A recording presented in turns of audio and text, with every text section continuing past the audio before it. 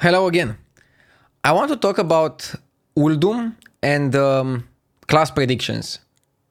Let's start with Druid, the first class alphabetically. It gets interesting tools with at least the Enlightened, very powerful cards like Bee's Overflow, Arcane Tyrant as a Druid card, Anubis of Defender. If you look at the Druid cards, he didn't get such good cards in a long time. Probably also the best quest. I still don't know if a Druid deck will rise out of nowhere to be another deck other than Token Druid.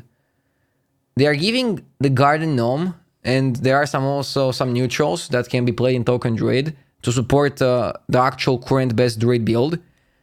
But are there enough tools for you to build a Highlander Druid or for you to build a Quest Druid? To build a Quest Druid, yes. To build a Quest Druid that can actually win games, it's hard to say exactly. Because you don't really have a win condition. You don't want to win the game because you play 2 5/5s with Rush. That's where it gets more complicated. So I'm a bit scared of Druid, that it might still not have the power level. At the same time, Beast is so damn powerful that I feel Druid has to find another way to play other than Token Druid. So I rate Druid pretty okay in this expansion. I will put it in tier 2, just to be safe, but it's going to be a good class. I don't think it's going to have an amazing Maligos level Druid deck, but I hope I'm wrong. Hunter, I might even go ahead and put it tier 1. They got really good tools to complement their actual builds of Beast Hunter with Hyena Alpha. If you want Wild Bloodstinger or Scarlet Webweaver, I don't think you're going to play all of them, but some of them maybe. The Spear is a decent weapon, also considering the fact that it works with Hyena really well. And just summoning 1/1 Rush Beast is a pretty strong thing to do. I don't think it's going to be a staple weapon. I think it's going to be played maybe over the current 2-mana 2/3. At the same time, the 2-mana weapon is better in some situations where you have a beast on the board already. So I think the weapons are pretty close, and I cannot see you playing both because there's no space. Oh, in my review, I said Desert Spear is slightly worse than the 2-mana weapon. After playing with Desert Spear, it feels a bit better than I thought, but still not sure if it's better than the 2-mana weapon. Hyena Alpha, on the other hand, might be enough to carry Beast Hunter, and I'll put Hunter as being tier 1, especially because I kind of expect them to nerf Conjurer's Mage and the Warrior, and if they do that, Hunter is probably going to be left untouched, and then it might dominate the game. But even in the initial metagame where people play Conjurer's Mage, you have ways of beating that with Hunter. So I put Hunter maybe as the third class in the deck, in the game, sorry, after Warrior and Mage. Mage, which I think is going to be the best deck in the game, the best class in the game, without even using new cards, just playing Cyclone Mage. The only thing you have different is that now sometimes you can discover or generate Flame Ward, Puzzle Box of Yogg-Saron, and other stuff. So Ancient Mysteries is really bad if you generate it because you don't play any secrets in Cyclone Mage. Generating Flame Ward is okay, but it's not amazing. Generating Puzzle Box of Yogg-Saron is going to be amazing. Is the card good enough for you to put it in Cyclone Mage? I don't know. I can see people running it as a one-off for the memes, but I don't think you're going to play more than one. With the new card specifically, Reno Mage would work if you could somehow build a tempo-oriented deck, because you just play on curve and you use Reno as an aggressive tool when the board is even for you to just win over the board and then push the pressure with cards like Astromancer. At the same time, building such a deck is going to be complicated. Like, how do you build it? You have to have mostly minions, I guess? Important spells? I don't know. It's going to be a mess to build a Reno deck. I think it has potential only if Conjurers gets nerfed. If Conjurers gets nerfed, maybe the best deck is going to be just playing Sandwich and double Box of Yogg-Saron, double Pyroblast. I think that's legit, and it can get even better also with double Tortonon Pilgrim. So I think it's also in Blizzard's best interest to nerf Conjurer's Mage because he doesn't want to play any new cards. definitely doesn't want to play the quest, even though it can finish it in a bomb in a heartbeat. They want the ping, and they don't want to lose a card in the mulligan just to see Reno's face raiding the Sky Temple. Mage got decent cards. Like, this is good, this is very good, but not in a playable deck. This is very good, okay, very good. Mage got very good cards for how good it already was. But they cannot use the cards, and that's perfect, because if they get nerfed, the deck is not going to go from the best to unplayable. They can just play Puzzle Box Sandwich. Now, is Puzzle Box something that is consistent? Yes and no. Anything can happen. You can have some super bad outcomes. But on average, it's a pretty good card. Worth running for 5 mana for sure, together with a Sandwich. So, it's interesting to see how Mage is going to develop. Basically, right now I think it's the best, and I hope they nerf it. If they nerf it, it still has playability. Paladin. I probably will rate Paladin the worst class in the game, especially after playing with it. You cannot build a singleton deck that has any sort of mid-range plan, because you don't have enough good cards for that. Again, maybe I'm wrong. I hope I'm wrong. If you can somehow build a mid-range Paladin that can play singleton, it will be good, because Sir Finley is good, and the neutral guy is even better. But Sir Finley is very good. I don't think you can build a 30-card deck that is good singleton. But I said the same thing, I think, about when Reno came out. 1 or 2 months later, millions of games later, people came up with lists that were super consistent. And then you think, why couldn't I have thought of that in the beginning? And the answer is there's too many variables to test out, and you need millions of people to come up with them. I don't even think Blizzard knows the power level of this. They made it probably the most powerful singleton card just because Paladin is super bad. And I don't know how much testing Blizzard got in, but if Paladin ends up being completely unplayable, I'll be disappointed I didn't make Sir Finley a 1-3. Yes, Crystology can get him, but you have one Crystology and you have one Sir Finley. And if this makes Paladin not be the worst class in the game, while also maintaining the flavor of every single singleton card having exactly the same stats as the originals, maybe they should have done it. But I don't know. Probably Paladin is still going to be playable. My prediction is that it's going to be the worst class in the game. And again, I hope I'm wrong. I hope I'm wrong with my predictions, because these are not great predictions. I predict Cyclone Mage being the best deck, Warrior being the second best deck. I don't think anybody wants that. Priest is going to rise from the worst class in the game.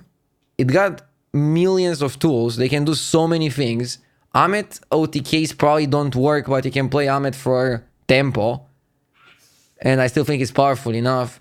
Cards like Sandhov, probably you're going to revolve the deck around the quest, even though I thought the quest is bad. It probably is still the best way to build a deck. Yeah, I can see this. I can see Priest working out well as a tier 2 deck. Definitely not the best, definitely not the worst. Rogue. Oh, Rogue is a tough one. They almost got nothing that you would want to play in the current Rogue decks. And the new Rogue decks, from what I tried and from what I thought about them, I don't think they're going to be great. I think we're going to play pretty much the same Vendetta Rogue, but maybe we put Pharaoh Cat in it. Try to high roll card from another class to activate our Vendetta and activate our Underbelly Fence. Maybe then you play Pilfer, and you maybe don't play Blink Fox, so you play like double Pilfer, double 4 mana for free, double Pharaoh Cat, and you play Vendetta and Underbelly Fence, and you try to curve out this into Underbelly. I can see that working, but all these crazy Anka Mechatoon decks, playing Clever Disguise to help yourself with the quest, playing the quest, probably won't work. This card is good, but probably we'll see play like next expansions, not now, because I don't think there's any deck that wants this. And this card might see play in Pirate Warrior, in Pirate Aggro Rogue. The question is, do you want to play Pirate Aggro Rogue? When our decks are so strong, are you really not able to do something better than playing Pirates? And super nerfed cards.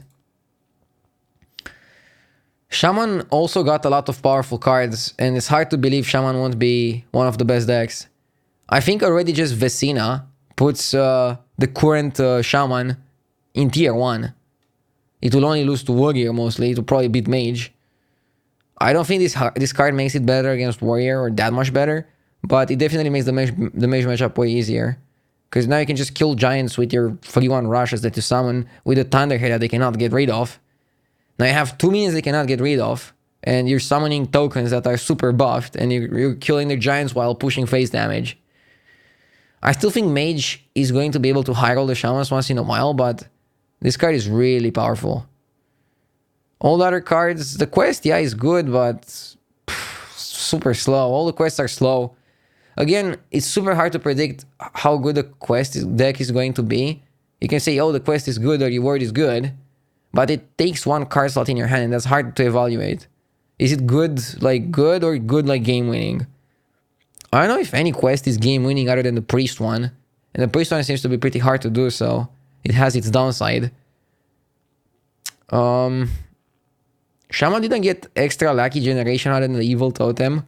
I don't think it's worth playing a weaponized wasp just for the evil totem, the 1 mana guy, and the evil Caber Rat. You probably don't want to go that far. It's a very good tempo play, but I don't think you're gonna go that far.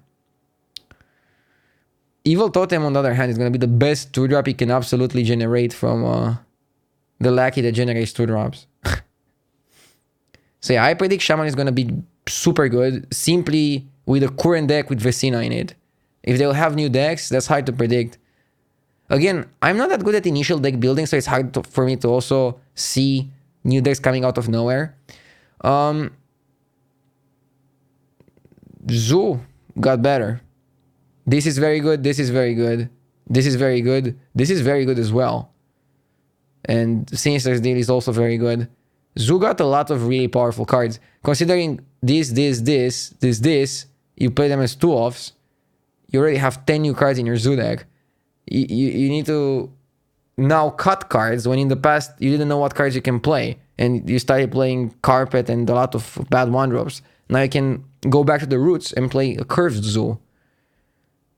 Yeah, I think Zoo is going to be very good. I'm just wondering exactly how people are going to build it. And if cards like Solarium are going to make sense with such a more expensive curve. That's really something to consider and something to look at.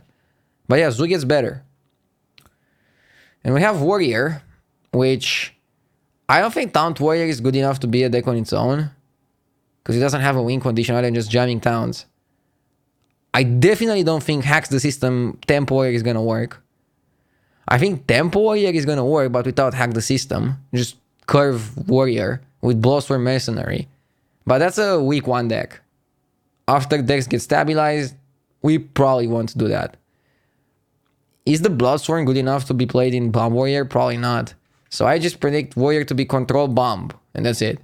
Maybe people find a way to put the Taunt package into another deck.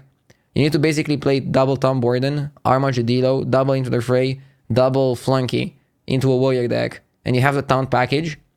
Can you fit the Taunt package into a Tempo deck? That's a real question. And how would you build that? How would that look like? Probably not. Probably has to be its own Taunt Tempo Warrior thing. Can you fit Inner Rages and Bloodstorm Mercenary into it? I don't know, maybe. Could be interesting for sure. Warrior has a lot of tools, but I still think they're going to play Bomb and Control. So, looking at all the classes in the game of Hearthstone, I'm just a little bit worried that Cyclomage and Warrior are going to be too good.